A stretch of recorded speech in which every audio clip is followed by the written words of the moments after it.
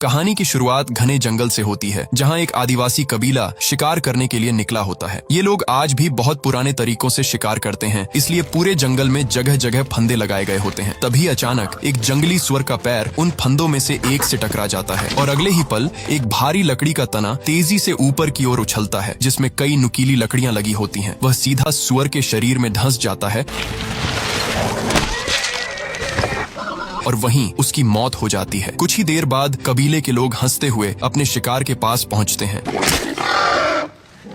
लेकिन उन्हें जरा भी अंदाजा नहीं होता कि कुछ ही समय में उनके पूरे कबीले पर मौत टूटने वाली है। इसके बाद वे वहीं बैठकर उस सुअर को काटना शुरू कर देते हैं। सभी लोग आपस में हंसी मजाक करते हुए शिकार की तैयारी कर रहे होते हैं। ये कबीला काफी खुशमिजाज और मस्ती करने वाला होता है, लेकिन तभी उनमें से एक बहादुर शिकारी, जिसका नाम जैगुआर पांव होता है, अचानक महसूस करता है कि झाड़ियों के पीछे कोई छिपा हुआ है। वह सावधानी से खड़ा होकर उस दिशा में देखने लगता है और जोर से पूछता है, तुम्हें क्या चाहिए? अगले ही पल झाड़ियों के पीछे से कुछ आदिवासी बाहर आते हैं। वे उनके सामने 4 बड़ी बड़ी मछलियां रख देते हैं और कहते हैं कि वे यहाँ से गुजरना चाहते हैं। बदले में कबीले के लोग भी अपने अभी किए गए शिकार का कुछ हिस्सा उन्हें दे देते हैं। दरअसल यह सब उनके पुराने रीति रिवाजों का हिस्सा होता है। लेकिन तभी झाड़ियों के पीछे से और भी कई आदिवासी बाहर निकल आते हैं। अब वे सब वहाँ से आगे जाने लगते हैं, लेकिन तभी जैगुआर पांव देखता है कि उनमें से कई लोग घायल हैं और काफी डरे हुए भी लग रहे हैं। वह उनसे पूछता है कि आखिर उनके साथ क्या हुआ है। तभी उनमें से एक आदमी बताता है कि उनका पूरा कबीला तबाह हो चुका है और अब वे कहीं दूर जाकर एक नई शुरुआत करने के लिए जा रहे हैं। यह सुनकर जैगुआर पांव उनके पीछे जाने लगता है, क्योंकि वह जानना चाहता है कि आखिर उनके साथ क्या हुआ था। लेकिन तभी उसके पिता, जो उनके कबीले के सरदार भी होते हैं, उसे रोक देते हैं और कहते हैं कि उनके पीछे मत जाओ। फिर भी जैगुआर पांव अंदर ही अंदर बेचैन हो जाता है। उसे साफ महसूस हो रहा होता है कि जंगल में कुछ बहुत गलत हो चुका है। इसके बाद वे सभी वापस अपने कबीले में लौट आते हैं। कबीले का माहौल पहले की तरह खुशहाल दिखाई देता है। लोग हंसी मजाक करते हुए अपने अपने काम में लगे रहते हैं, लेकिन जैगुआर पांव के मन में सुबह की घटना बार बार घूम रही होती है। रात होने पर वह अपने परिवार के साथ सो रहा होता है। तभी अचानक कुत्तों के भौंकने की आवाज सुनकर उसकी आंख खुल जाती है। उसे तुरंत एहसास हो जाता है कि बाहर कुछ अजीब हलचल हो रही है। वैसे भी सुबह जिन घायल आदिवासियों से वह मिला था, उसी वजह से वह पहले से ही थोड़ा घबराया हुआ होता है। अगले ही पल बाहर का दृश्य दिखाया जाता है, जहां एक बेहद खतरनाक और खूंखार आदिवासी अपने साथियों के साथ कबीले पर हमला करने के लिए पहुंच चुका होता है। उसके बाकी साथी पेड़ों के पीछे छिपे हुए होते हैं और इशारा मिलते ही मशालें लेकर बाहर निकल आते हैं। जैगुआर पांव भी खतरे को समझ जाता है। वह तुरंत अपने घर से बाहर निकलता है और अपने परिवार को लेकर वहां से भागने लगता है, लेकिन तभी हमलावरों में से एक आदमी उसे देख लेता है। जैगुआर पांव उससे भिड़ जाता है और उसे मार गिराता है। इसके बाद वह अपने परिवार को लेकर तेजी से जंगल की ओर भागता है। कुछ दूर जाने के बाद वह उन्हें एक गहरे कुएं के पास ले जाता है। वह अपनी गर्भवती पत्नी और अपने बच्चे को रस्सी के सहारे उस कुएं के अंदर उतारने लगता है, ताकि वे वहां सुरक्षित रह सकें। लेकिन तभी हमलावरों में से एक आदमी उन्हें देख लेता है। ये देखकर जैगुआर पांव जल्दी जल्दी अपनी पत्नी और बच्चे को नीचे उतारने लगता है। जैसे ही वह खुद भी नीचे उतरने वाला होता है, तभी एक आदिवासी वहां पहुंच जाता है और जैगुआर पांव का पैर पकड़ लेता है। वह आदिवासी नीचे गिरते हुए कुएं के अंदर झांक लेता है और देख लेता है कि जैगुआर की पत्नी और उसका बच्चा अंदर छिपे हुए हैं। लेकिन इससे पहले कि वह किसी और को यह बता पाता, जैगुआर पांव उसे नीचे खींच लेता है और वह आदमी सीधे कुएं में गिर जाता है। अब जैगुआर पांव अपनी पत्नी और बच्चे से कहता है कि उसे अपने लोगों की मदद करने के लिए वापस जाना होगा। उसकी पत्नी उसे जाने से मना करती है, लेकिन जैगुआर पांव उससे कहता है, मैं वादा करता हूँ, मैं वापस जरूर आऊंगा। इसके बाद जैगुआर पांव वापस अपने कबीले की ओर दौड़ पड़ता है, ताकि अपने लोगों की मदद कर सके। वहाँ पहुँचते ही वह कई हमलावरों से भिड़ जाता है। वह पूरी बहादुरी से लड़ता है और एक आदमी के चाकू को पकड़कर उसी के खिलाफ मोड़ देता है। लेकिन तभी हमलावरों का सरदार वहाँ पहुँच जाता है। वह अपने आदमियों को आदेश देता है कि जैगुआर को जिंदा पकड़ा जाए, क्योंकि उसे उसकी जरूरत है। इसी दौरान जैगुआर के पिता भी हमलावरों से लड़ रहे होते हैं। तभी जैगुआर का छोटा बेटा डर के मारे चिल्ला उठता है और कहता है, दादाजी मुझे माफ कर दो। यह बात हमलावरों का सरदार सुन लेता है और तुरंत समझ जाता है कि यह आदमी जैगुआर का पिता है, इसलिए वह जानबूझकर जैगुआर के सामने ही उसके पिता को मार देता है।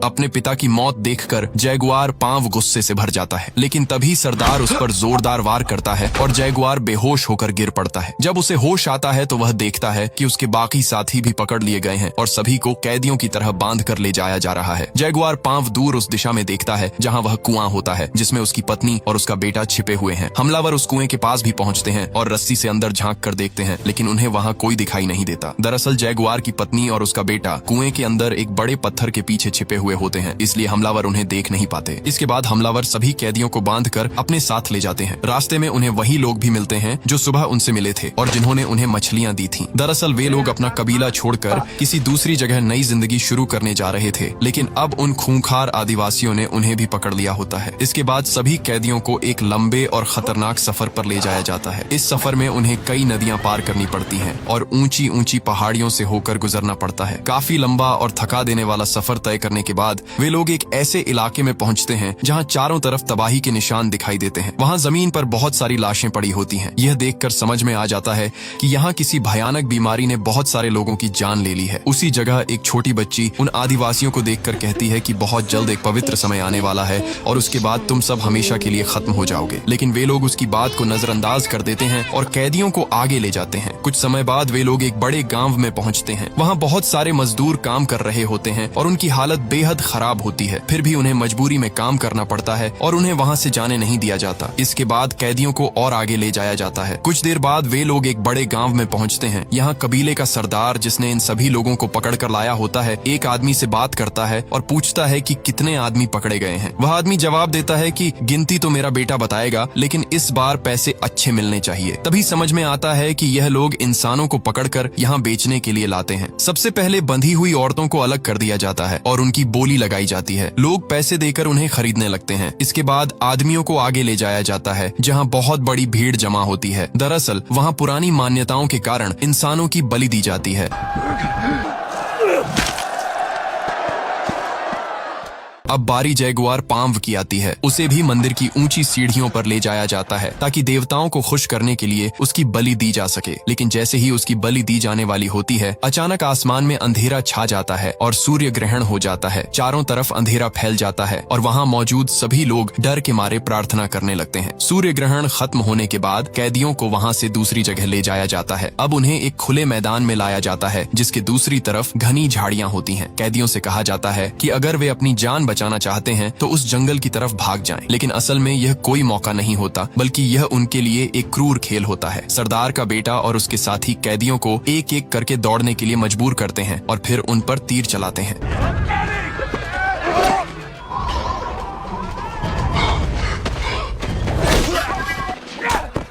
जैगुआर पांव के साथ उसका एक साथी भी दौड़ रहा होता है, लेकिन कुछ ही पलों बाद एक तीर उसके शरीर के आर पार हो जाता है और वह वहीं मर जाता है।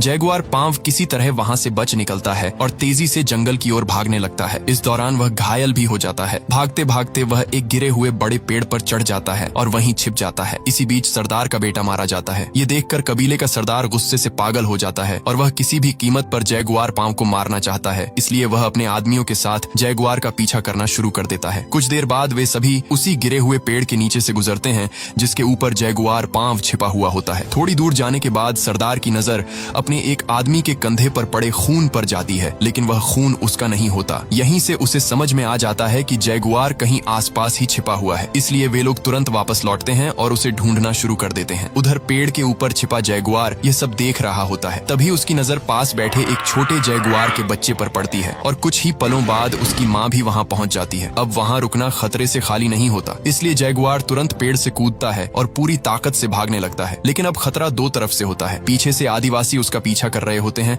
और दूसरी तरफ वह खतरनाक जंगली जानवर भी उसके पीछे पड़ जाता है। इसी बीच अचानक एक आदिवासी उनके बीच आ जाता है जो जैगुआर को मारना चाहता था, लेकिन जंगली जानवर सीधे उसी पर हमला कर देता है और उसे मार डालता है। इस मौके का फायदा उठाकर जैगुआर वहां से निकल जाता है। फिर भी उसका पीछा खत्म नहीं होता। कुछ दूर भागने के बाद अचानक उसके सामने रास्ता खत्म हो जाता है। उसके सामने एक बहुत ऊंचा झरना होता है। नीचे कूदना लगभग मौत और पीछे मुड़ना पक्की मौत। इसलिए जैगुआर बिना सोचे सीधे झरने से छलांग लगा देता है। लेता है। किस्मत उसका साथ देती है और वह नीचे गिरकर भी बच जाता है। किसी तरह वह किनारे तक पहुंच जाता है। जब वह ऊपर देखता है तो कबीले का सरदार और उसके आदमी ऊपर खड़े उसे देख रहे होते हैं, लेकिन अब जैगुआर अपने ही जंगल में आ चुका होता है। वह जोर से उन्हें ललकारता है, मेरे दादा ने यहाँ शिकार किया था, मेरे पिता ने यहाँ शिकार किया था, मैंने यहाँ शिकार किया है और मेरे बच्चे भी यहीं शिकार करेंगे। अगर हिम्मत है तो नीचे आकर मेरा सामना करो। सरदार के साथ खड़ा एक आदमी उसे रोकने की कोशिश करता है। उसे उस छोटी बच्ची की भविष्यवाणी याद आ जाती है कि एक आदमी उन्हें जंगल में ले जाएगा और वहीं उनका अंत होगा। लेकिन सरदार गुस्से से पागल हो चुका होता है और उसी गुस्से में वह अपने ही आदमी को चाकू मारकर वहीं खत्म कर देता है। इसके बाद बाकी आदिवासी एक एक करके नीचे कूदने लगते हैं। उनमें से एक आदमी नीचे गिरते ही मर जाता है, लेकिन बाकी किसी तरह बचकर नीचे पहुंच जाते हैं। उधर जैगुआर पांव वहां से आगे भागता रहता है। भागते भागते अचानक उसका पैर फिसलता है और वह सीधे एक दलदल में जा गिरता है। कुछ पल के लिए ऐसा लगता है कि वह वहीं फंस जाएगा, लेकिन किसी तरह वह खुद को खींचकर बाहर निकाल लेता है। अब उसके पूरे शरीर पर कीचड़ लगा होता है और तभी उसे एहसास होता है कि वह अपने ही जंगल में है,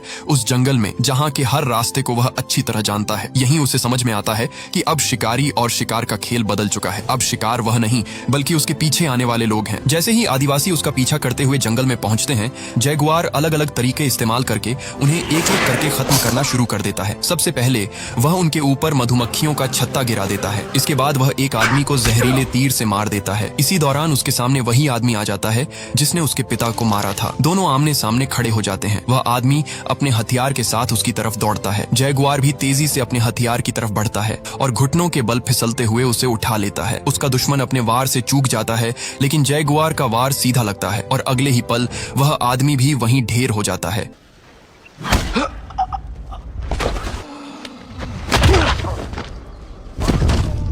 इसी समय आसमान में बादल घिर आते हैं और तेज बारिश शुरू हो जाती है। उधर जैगुआर पांव की पत्नी और उसका बेटा अभी भी कुएं के अंदर फंसे हुए होते हैं। कुएं में लगातार पानी भरता जा रहा होता है। इसी बीच उसकी पत्नी को प्रसव पीड़ा शुरू हो जाती है, यानी अब किसी भी समय बच्चे का जन्म हो सकता है। इसी दौरान जैगुआर भागते भागते वापस उसी जगह के पास पहुंच जाता है। उसकी पत्नी और बेटा उसे देखकर ऊपर से आवाज लगाते हैं कि हमें यहाँ से बाहर निकालो, लेकिन तभी पीछे से 3 आदिवासी और वहां पहुंच जाते हैं जो उसका पीछा कर रहे होते हैं। उनमें से 2 आदिवासी कुएं के पास रुक जाते हैं और नीचे झांक कर देखने लगते हैं। तभी उन्हें कुएं के अंदर जैगुआर की पत्नी और उसका बच्चा दिखाई दे जाता है। उधर कबीले का सरदार लगातार जैगुआर का पीछा करता हुआ उसकी तरफ बढ़ रहा होता है। भागते भागते अचानक जैगुआर एक जगह रुक जाता है क्योंकि उसकी नजर जमीन पर पड़े एक पुराने फंदे पर पड़ती है। तभी कबीले का सरदार भी वहां पहुंच जाता है। अपने बेटे की मौत का बदला लेने के लिए वह दूर से ही जैगुआर पर तीर चला देता है। तीर सीधे जैगुआर के शरीर में जा लगता है और वह घायल हो जाता है, लेकिन फिर भी जैगुआर खड़ा होकर उसे ललकारता है। सरदार अपना धनुष नीचे फेंक देता है और चाकू निकालकर उसकी तरफ दौड़ पड़ता है, लेकिन जैसे ही वह आगे बढ़ता है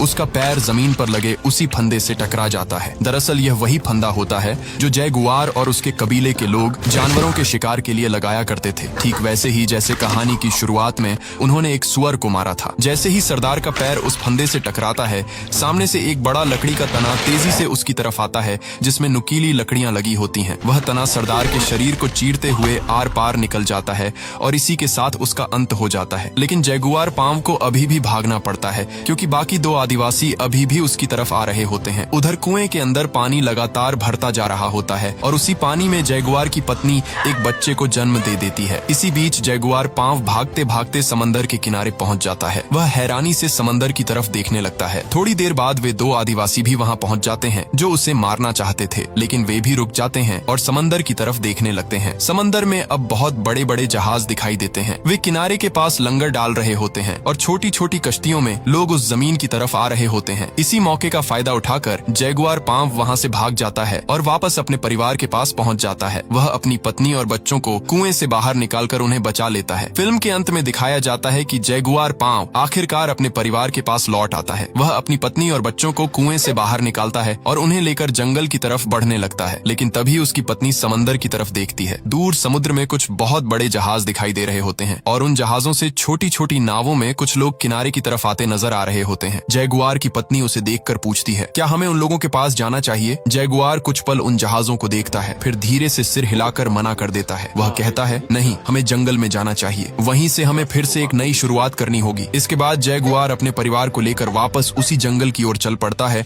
जहाँ से उसकी कहानी शुरू हुई थी। उधर समुद्र के किनारे खड़े वे अजनबी लोग दरअसल दरअसल यूरोप से आए हुए खोजी थे और इतिहास बताता है कि उनके आने के बाद यहाँ की पूरी दुनिया बदलने वाली थी। लेकिन उस वक्त जैगुआर पांव को बस एक ही चीज की परवाह थी, अपने परिवार को बचाना। और शायद यही वजह है कि यह फिल्म सिर्फ एक कहानी नहीं बल्कि इंसान की हिम्मत, परिवार और जिंदा रहने की जिद की कहानी बन जाती है। अब एक सवाल आपसे, अगर आप जैगुआर पांव की जगह होते तो क्या आप उन जहाजों की तरफ जाते या फिर जंगल में ही नई जिंदगी शुरू करते? अपना जवाब जरूर बताइए।